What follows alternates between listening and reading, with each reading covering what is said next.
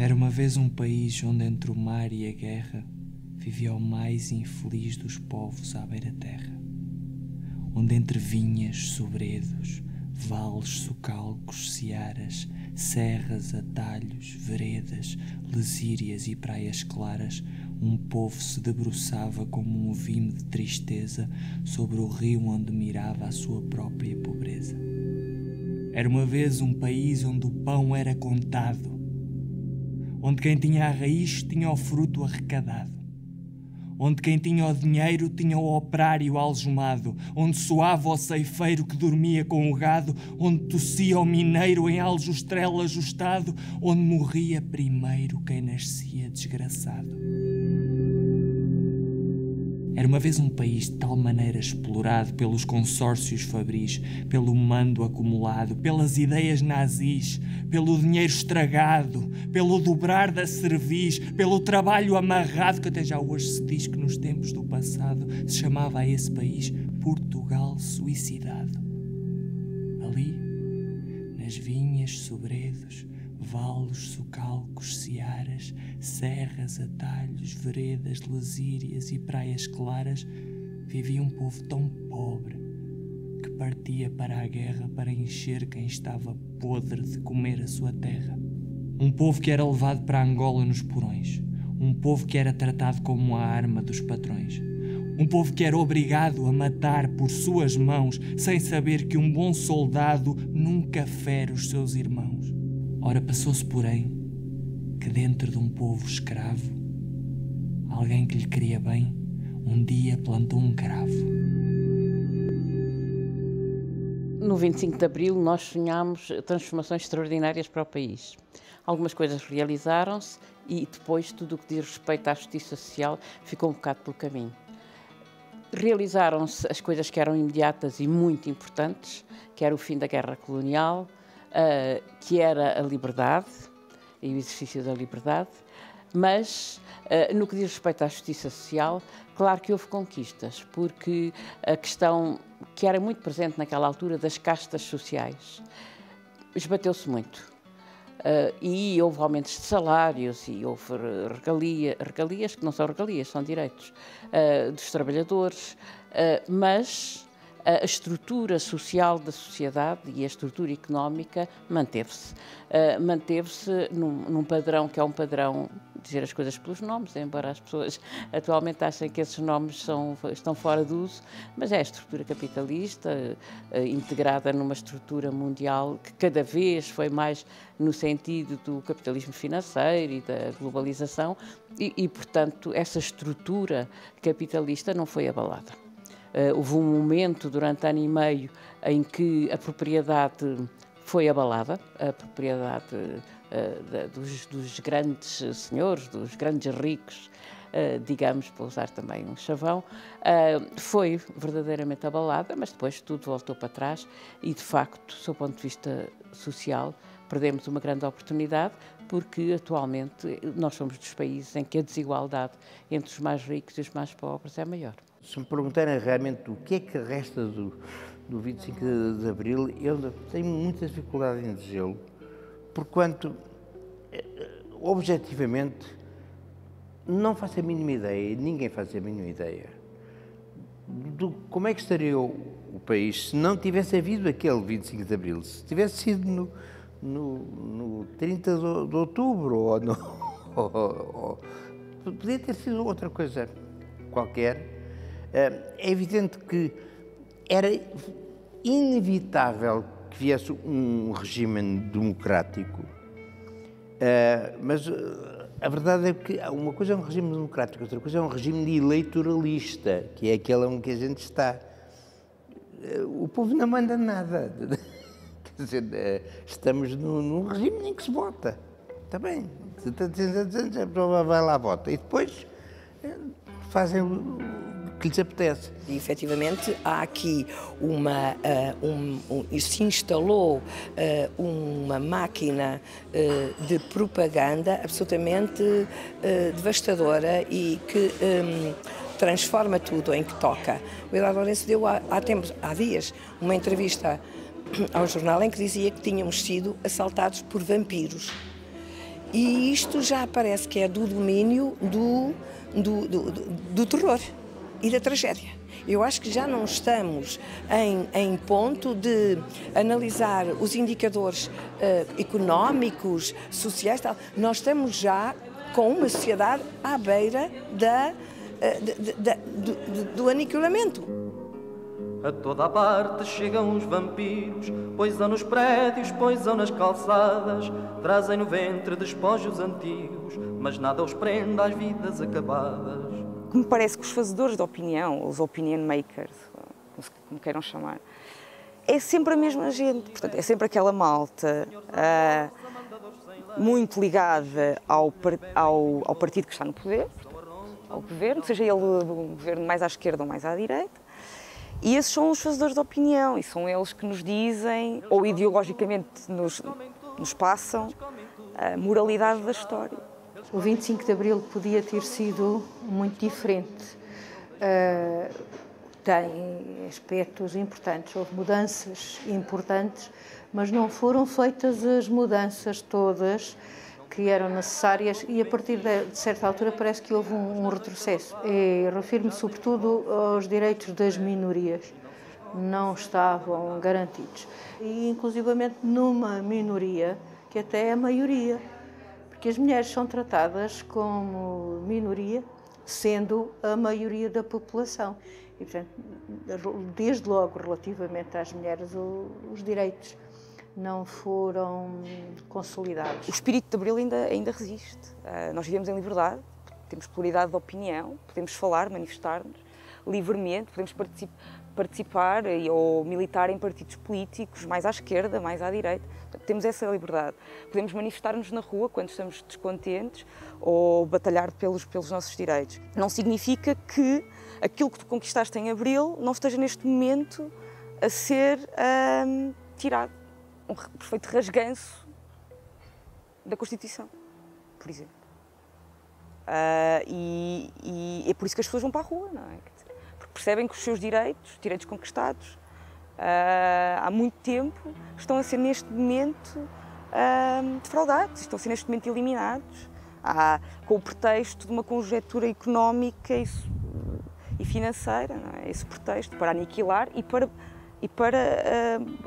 tirar direitos fundamentais da Constituição. Felizmente, tentamos nos esquecer do que foi mau, mas a situação era de facto muito má e muito difícil. Nós não podíamos falar, eu era líder estudantil, tive que me exilar, os movimentos estudantis eram perseguidos, que eram os únicos que legalmente eram aceitos na sociedade. Depois éramos perseguidos pela polícia, tive que passar a fronteira a assalto, porque realmente, pronto, tinha a PIDE às costas. E é óbvio que desejávamos mais. E quando temos, eu tinha 24 anos, quando foi o 25 de Abril, pensamos sempre que vai ser o melhor dos mundos, que a revolução nos vai tirar todos os problemas que tínhamos. E isto aconteceu em toda a gente. Eu lembro-me de ver uma senhora com o marido em cadeira de rodas e que o seu fim do fascismo era acreditar que o marido ia começar a andar. Quer dizer, pronto, porque realmente cada um projetava no fim do fascismo os seus sonhos. É óbvio que eu gostava de uma sociedade muito mais cidadã, de uma sociedade com outras características que não tem a sociedade de hoje. Mas acho que mesmo assim avançamos muito e que estamos em condições de continuar a avançar.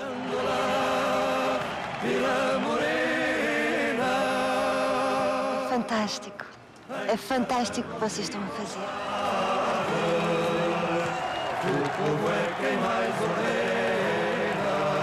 A Maria não viveu, e é evidentemente que era uma miúda quando se deu a Revolução. Para fazer o filme, eu pulo em contacto com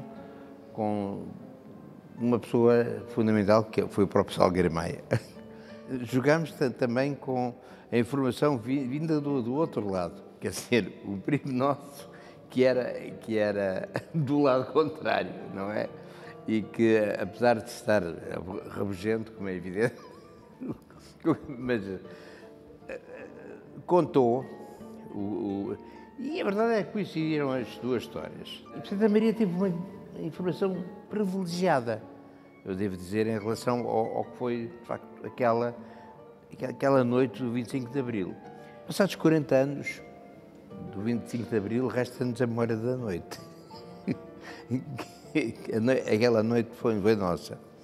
Amanhã já começou a deixar de ser, e depois foi só um ir andando ao contrário. Que a minha mão surgiu de entre o silêncio obscuro.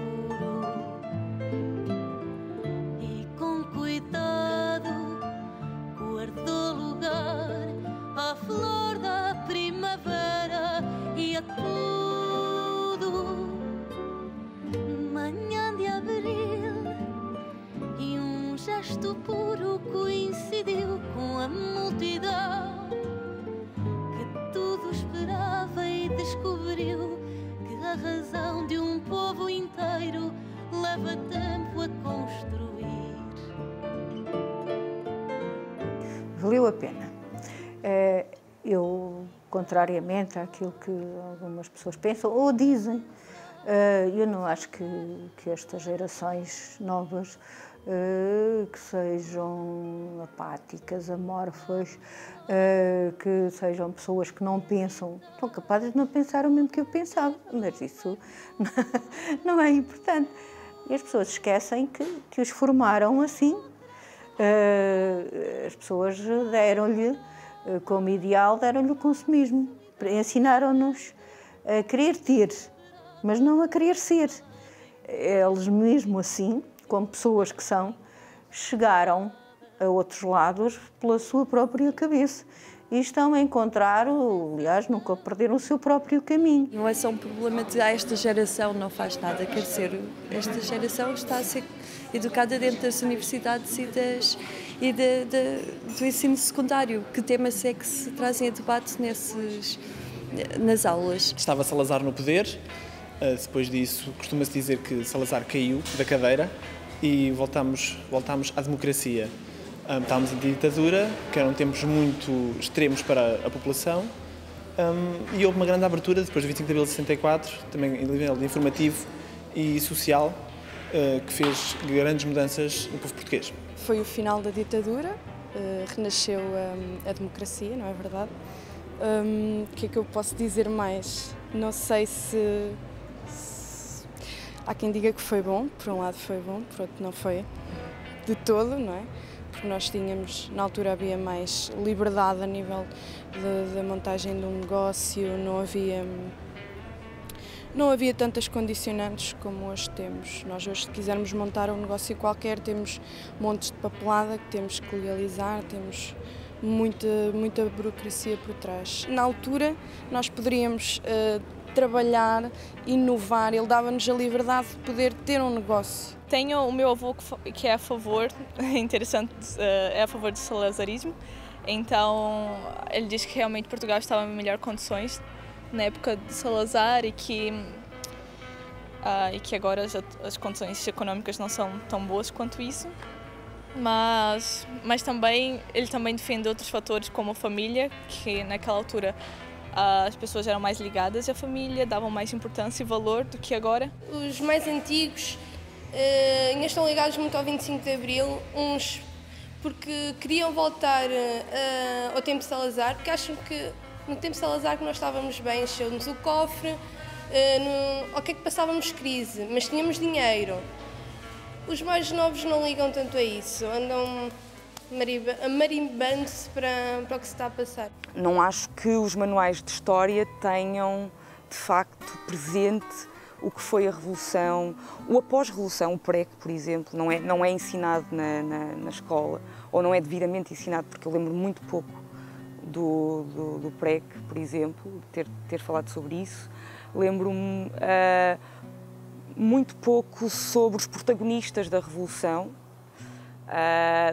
dos vários partidos, por exemplo, de esquerda, que estavam formados na clandestinidade, mas que foram também resistentes ao fascismo e que tiveram uma luta intensa de resistência ao fascismo e que ajudaram na sua dissidência a tornar o 25 de Abril possível. Portanto, isto é muito pouco elaborado nas salas de aula e os programas de história, por exemplo, lecionados, parece-me, pelo menos eu lembro-me do que me foi dado a mim, focam muito pouco esta perspectiva mais pluralista, podemos dizer, mas que consiga abarcar todos estes protagonistas que não foram só os militares, não é? Houve um conjunto, e florescia na sociedade portuguesa, antes da Revolução, um conjunto de pessoas que se opunham à ditadura, não é? e que foram essenciais para a Revolução.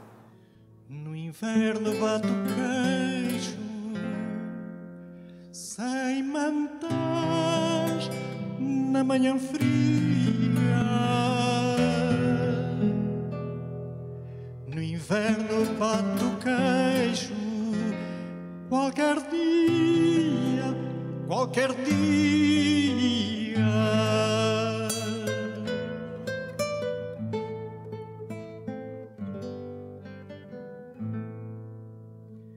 No inverno aperto o cinto, enquanto o vento assobia.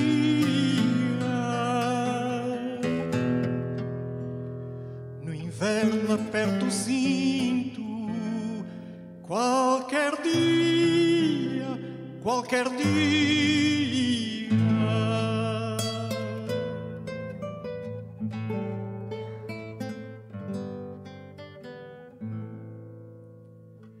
No inverno vou por lume, lenha verde não ardia.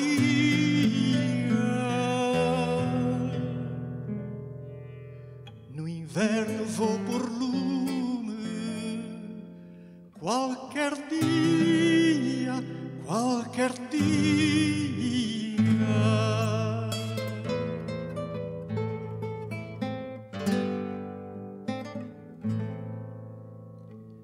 No inverno penso muito, oh, que coisas eu já via.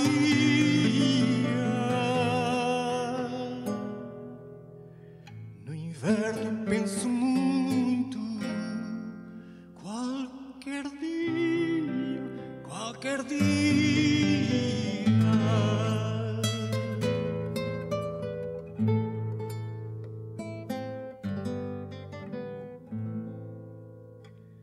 No inverno ganhei ódio e juro que eu não queria.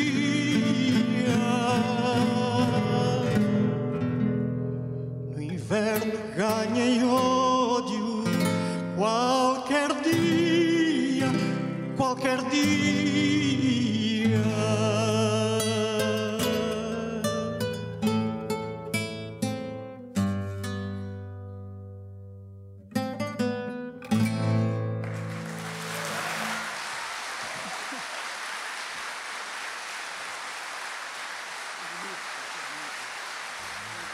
Vivíamos num regime de medo e quase de escravidão, digamos assim. E, sobretudo, vivíamos numa incerteza permanente em relação ao futuro, não é? Sujeitos, muitas vezes, pela simples denúncia da discordância em relação àquilo que se passava, podemos ser presos, como o Zeca foi preso, etc. E não era nada fácil estar preso nessa altura, quando sabíamos que a tortura era o método usado pela PIDE para obrigar as pessoas a dizer aquilo que eles queriam que dissessem, etc, etc. Portanto, foi neste contexto todo que eu encontrei o Zeca, que cantei com ele dezenas de vezes, antes e depois do 25 de Abril. Não é? Inclusivamente, para mim, uma das coisas mais, digamos que mais me honra e de que mais me orgulho, foi ser uma das 4 pessoas que gravou a Grândola em 1971. Nenhum de nós imaginava que, quase 3 anos depois, seria a música escolhida pelos militares como sinal da Revolução do 25 de Abril. De maneira que um grande orgulho que eu tenho na minha vida é ter sido um desses 4 que gravou a Grândola. Em cada esquina um amigo, em cada rosto igualdade, Grândola, Vila Morena, leva a fraternidade, leva a fraternidade, o povo é quem mais ordena, leva a fraternidade, Grândola, Vila Morena. É preciso nós situarmos nesse tempo, não é? E para quem nasceu depois desse tempo, é um bocado difícil de imaginar como é que as coisas se passavam. Mas para quem viveu nesse tempo, nós tínhamos várias hipóteses. Uma delas era cruzar os braços e deixar andar. Outra era dizer, não, nós não estamos de acordo com isto, nós somos um país em guerra, estamos a viver em guerra e, portanto, temos que denunciar a injustiça desta guerra, temos que denunciar todos aqueles que obrigam a juventude portuguesa a fazer a guerra. Porque a alternativa para a juventude era ou ir para a guerra ou ter que fugir do país para não fazer a guerra. Foi então que Abril abriu as portas da claridade e a nossa gente invadiu a sua própria cidade. Disse a primeira palavra, na madrugada serena, o poeta que cantava "O povo é quem mais ordena". E então por vinhas, sobredos, vales, socalcos, searas, serras, atalhos, veredas, lesírias e praias claras, desceram homens sem medo, marujos, soldados paras, que não queriam o degredo de um povo que se separa, e chegaram à cidade onde os monstros se acoitavam. Era a hora da verdade para as hienas que mandavam, a hora da claridade para os sóis que despontavam e a hora da vontade para os homens que lutavam.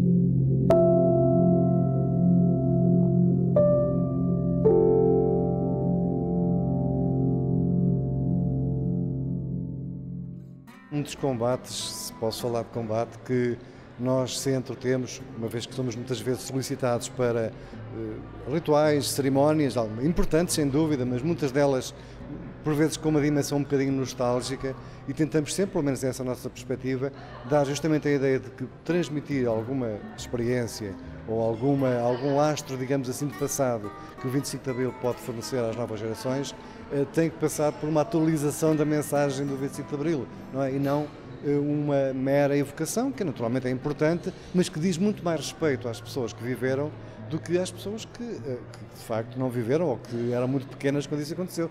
E eu acredito que os jovens também acabam por a pouco e pouco ir ganhando consciência e ter outras posturas, têm que ir fazer o seu caminho. Eu penso que esta terá que ser a grande mensagem do 25 de Abril para os jovens. A geração dos mais novos acho que deve esquecer totalmente o 25 de Abril, porque, como deve esquecer a Batalha de Alves Barrota, como deve esquecer, é uma data histórica e maravilhosa e lindíssima, mas hoje em dia não quer dizer nada.